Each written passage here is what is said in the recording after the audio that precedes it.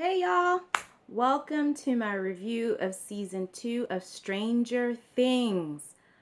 Y'all, I binge watched the second season, started last night around 10 p.m., and I finished about an hour and a half ago, and I just wanted to jot down some of my notes in order to do this vlog for you guys to get my thoughts. I'm going to give you guys a huge disclaimer right now. There are lots of spoilers in this review. Well, not a lot, but some good ones. So if you have not seen Stranger Things season 2, please do not watch this. Wait until you're done and then come back and you can watch it, because I, really want to kind of get into detail about some of the storylines. So I don't want to spoil the experience for you guys. So again, this is a spoiler heavy, or I should say a spoiler medium review of season 2 of Stranger Things. So if you've not seen it, turn it off, go watch it, come back, and you can watch this, and then we can talk some more. So yeah, I loved the second season. I was a huge fan of the first one. I'm a 70s baby, so a show like Stranger Things was just the perfect kind of mix of nostalgia, because I'm a huge sci-fi and horror fan, and the creators of Stranger Things, the Duffer Brothers, and Sean Levy, who's also an executive producer, you can tell that they put a lot of thought and love into this project.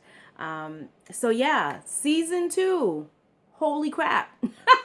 Yeah, I loved it. I love the fact that it was 9 episodes. I didn't feel that there were any filler episodes. I feel that they completed the storylines that they wanted to, and I think that's a great thing. I'm a huge fan of the Netflix MCU, but one of my beefs with them have been their whole 13 episode structure.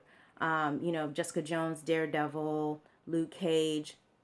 I like and love all of these, series, but I've always felt that some of the episodes were a little gratuitous. And so I would hope that they would kind of look to see what Stranger Things did with their 9 episode arc and kind of imitate that. So I'll just get that out the way. But yeah, let's talk about some of the great stuff that happened in the second season. For one, more women. Loved it. More female characters. We had the Kali character, who was introduced to us in the first episode, the season premiere of episode season 2, and she is played by Linnea Berthelsen. I believe she's an actress of South Asian descent, and so we find out that the Kali character is actually part of the same program that 11 was in, and so she has powers. I don't want to tell you what, but it's pretty cool. But yeah, I loved her character. I thought she was really interesting, and we get to see more of her in an episode called Lost Sister, where she and 11 actually meet face to face. And I have to say that was actually one of my favorite episodes.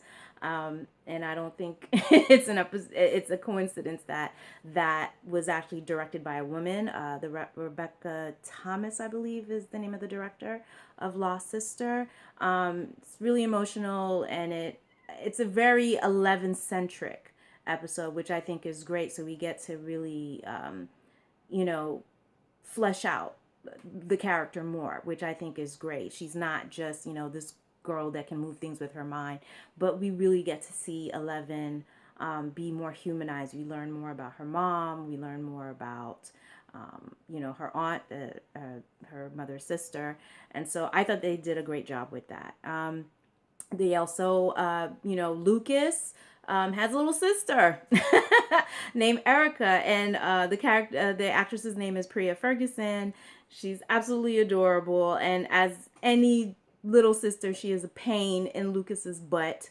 But I was really happy to see that, one, to see black girls, black women represented in Stranger Things this season, and also just expanding Lucas's circle, because I love the character of Lucas.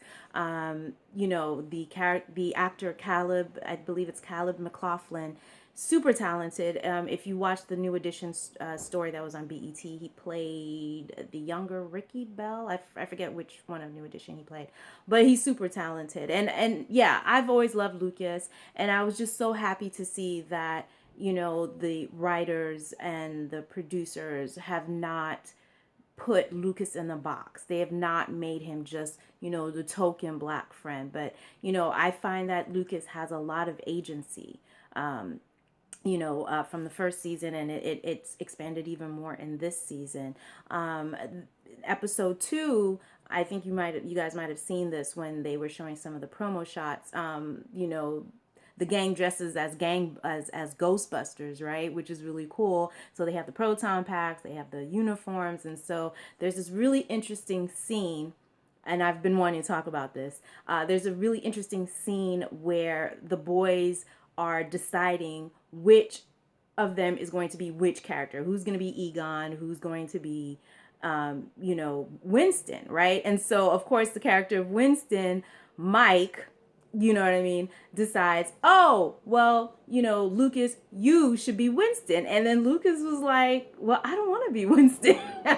You know what I mean? He was like, he comes late in the game. He's not even a scientist. You know, and Mike, you know, is kind of insisting that he be Winston, and Lucas is like, okay, well, you just want me to be, you know, Winston because I'm black, because I'm the black guy, so I have to be Winston. And I got to tell you something, that to me is one of the most brilliant scenes in this episode. Now, they don't talk about race overtly in Stranger Things, but I think what they've done specifically in this season is why they may not put a word, they may not say the word racism. There's definitely feelings, or it's definitely implied in the way that Lucas interacts with some of his friends, and especially with the Billy character. Awful person, but we can kind of figure out that the reason why Billy, he's this new kid, you know, a teenager, you know, and he has a stepsister, Max, who Lucas has a crush on.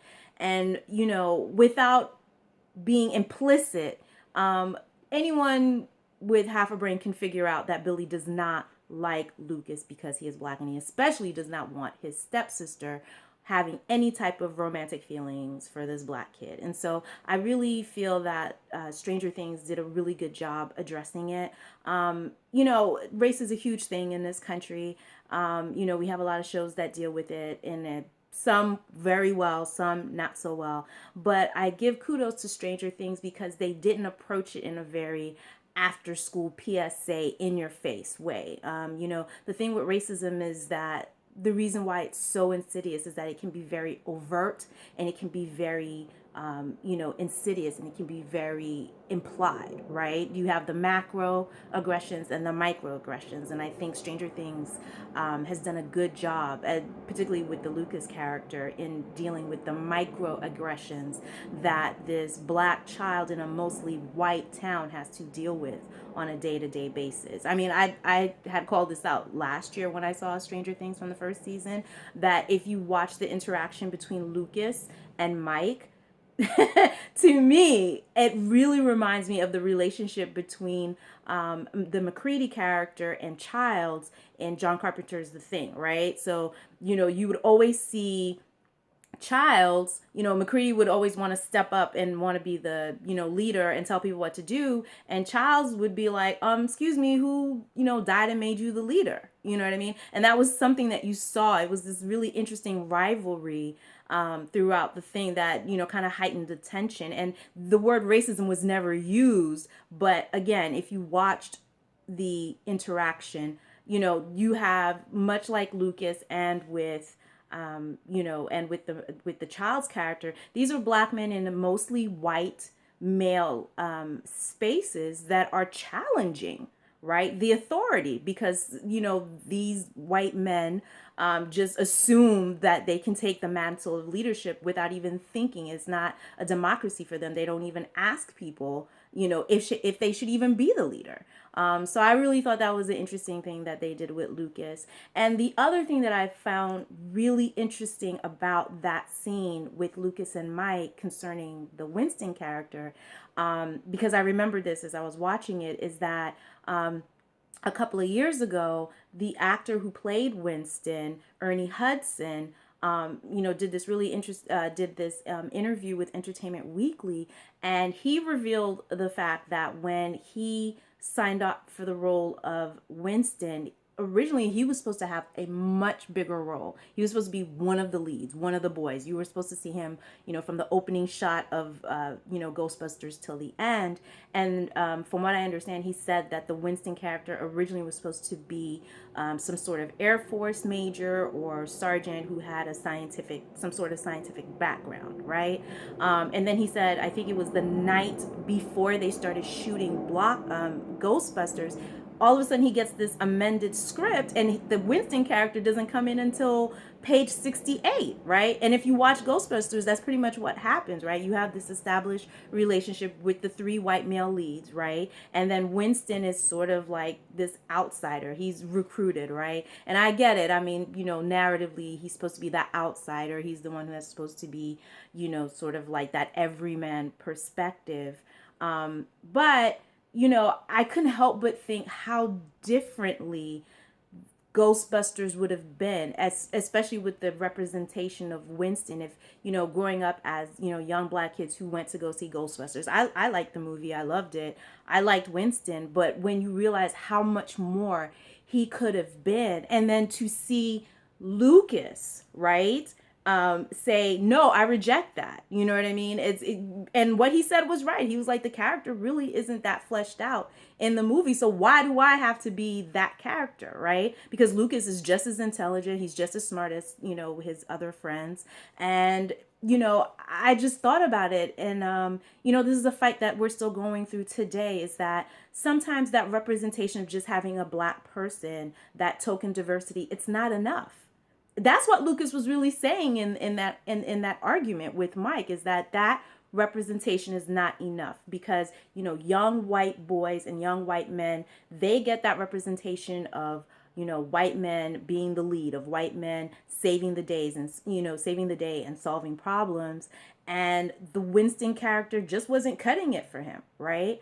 And I'm sure, and it's a matter of perspective, right? I'm sure when we saw Ghostbusters growing up, we thought Winston, was everything. It was like, oh my God, we have a Black guy, you know what I mean? A blockbuster movie. And this is taking nothing away from Ernie Hudson. He's a fantastic actor, but I think it's worth critiquing. It is worth critiquing how a character that was supposed to be this fully fleshed out, three-dimensional character, all of a sudden the night before, 2/3 of his lines are cut, right? And so we got this, sort of downsized version of Winston, right? And so I really commend the writers of that episode bringing that up. Again, this whole idea of how you can address race, and you address race in a TV show where you don't have to be over the top, but you can really address the microaggressions, right?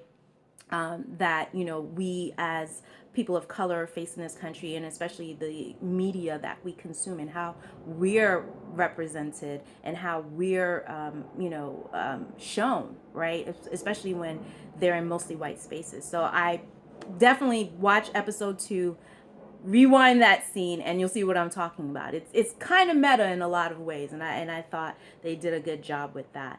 And can we talk about just the homages in season 2? We all know that, Stranger Things is like this great hodgepodge of, 80s, the Goonies, Stephen King. You name any Stephen King movie, Carrie, all of those movies, Firestarter. And with season 2, they really leaned in, at least a lot of the influences that I saw of the second season, they leaned in a lot on Aliens, which, well, that's technically 1970. Well, no, yeah, Aliens was 1986. So yeah, it's 80s.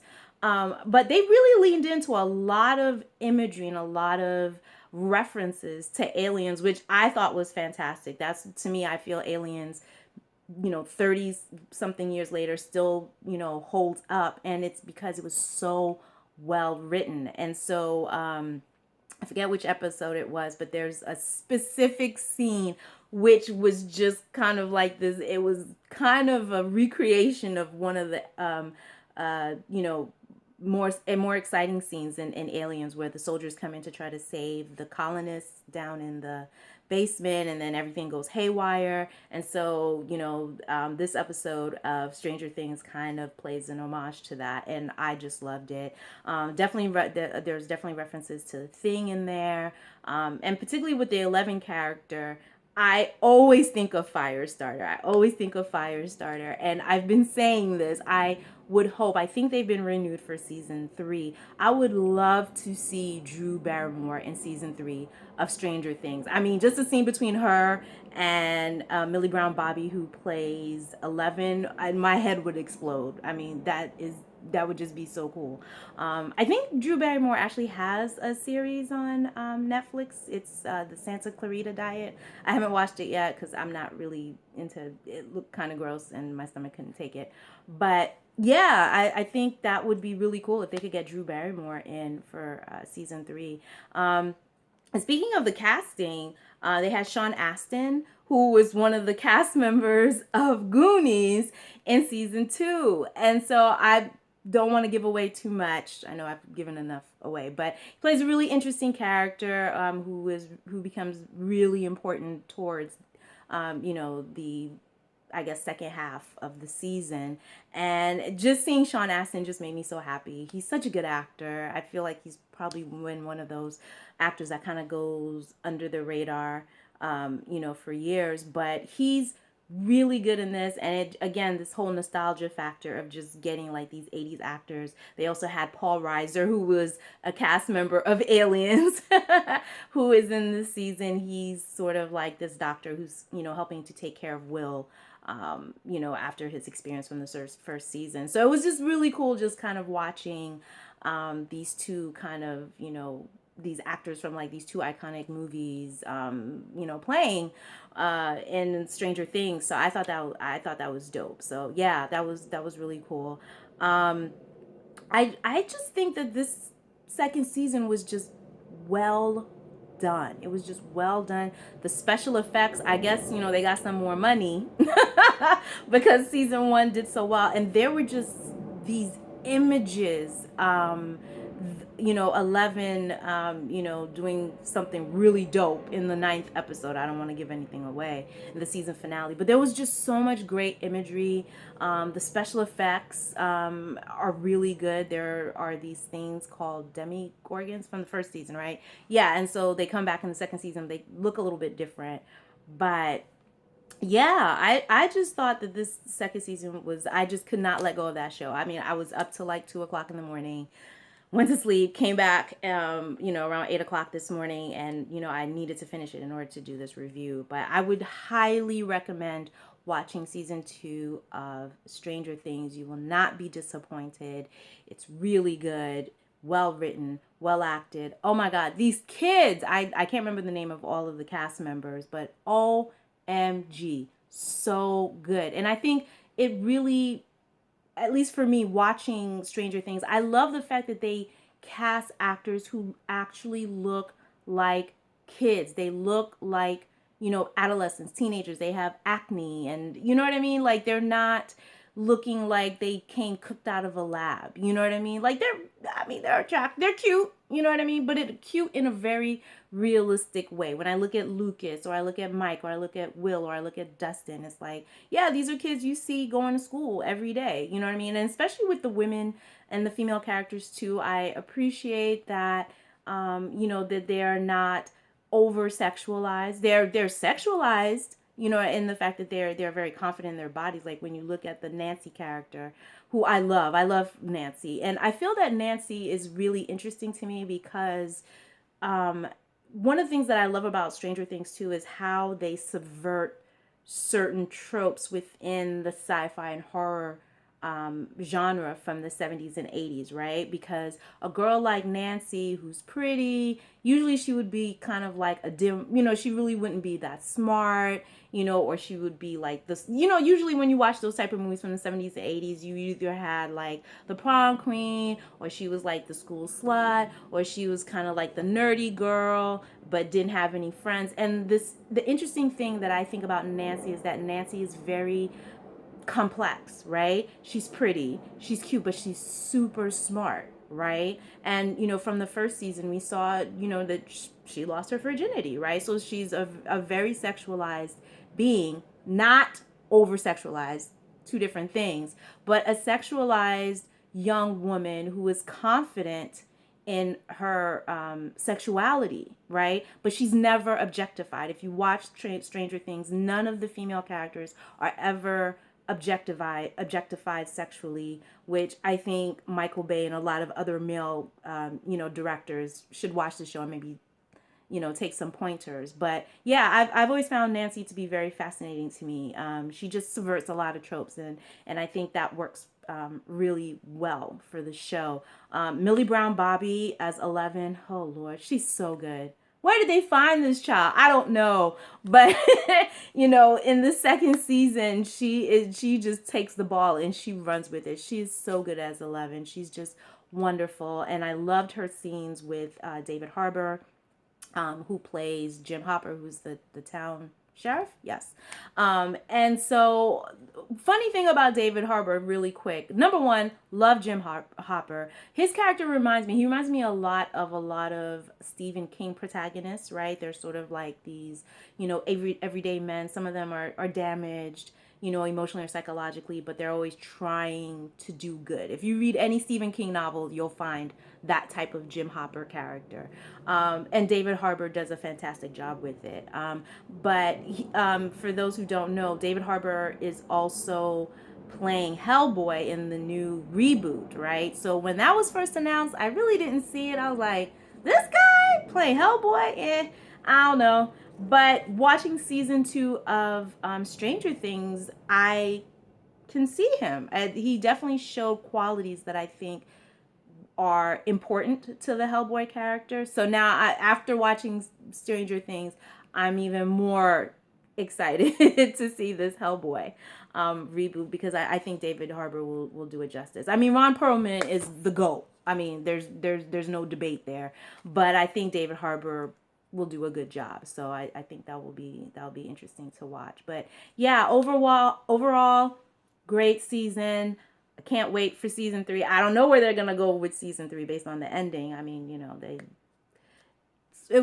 it's a bittersweet ending, but yeah, it'll be interesting to see. And I really hope that the Duffer Brothers will continue, giving us these compelling storylines, these really well-written female characters, and the diversity and the inclusivity of this season really impressed me. I mean, while I love season 1, I was like, yeah, this show is super white. Which I don't think it detracted from the show, but I'm glad that the Duffer Brothers have kind of opened up the color palette, so to speak, in the second season. Because it's always great for you to see yourself represented on screen. So, yeah. These are my thoughts on season 2 of Stranger Things. If you have any comments, hit me on below. You can hit me up on my Patreon page and write your comments. I'm also on Twitter, at filmfatale_NYC. Let's chat. Okay, bye.